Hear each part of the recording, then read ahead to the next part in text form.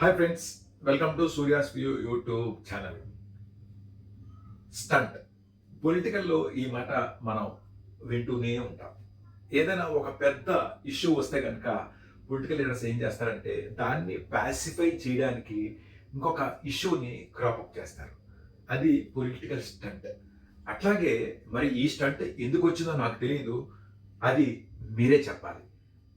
Air India air India June 12 2025లో ఒక పెద్ద accident అయింది. ఆ యాక్సిడెంట్లో రమారమి 12 మంది క్రూస్తో సహా 200+ పీపుల్ చనిపోయారు. ఆ తర్వాత ఎయిర్ ఇండియా ఎక్కడానికి చాలామంది భయపడ్డారు. అయితే ఈ భయం నేను కూడా ఎక్కానండి ఎయిర్ ఇండియా.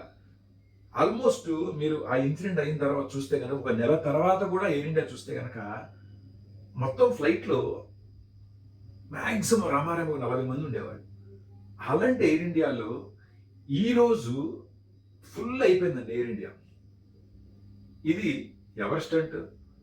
ఎందుకంటే డిసెంబర్ 5, 2025లో ఇండిగో క్రైసిస్ అనే ఒక స్టంట్ స్టార్ట్ చేసింది. దాంతో మళ్ళీ జనాలు ఇండిగో బుక్ చేసుకోకుండా ఎయిర్ ఇండియా వైపు పరుగులు తీస్తున్నారు. ఒక్కసారి ఆలోచించండి, ఇండిగో నిజంగా క్రైసిస్లో ఉందా, లేకపోతే ఎయిర్ ఇండియాని లిఫ్ట్ చేయడానికి ఇండిగో కాంప్రమైజ్ అయ్యిందా?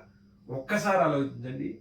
మీ మెసేజ్ ఆర్ మీ కామెంట్, మీ ఒపీనియన్ నాకు తెలియజేయండి. Thank you so much.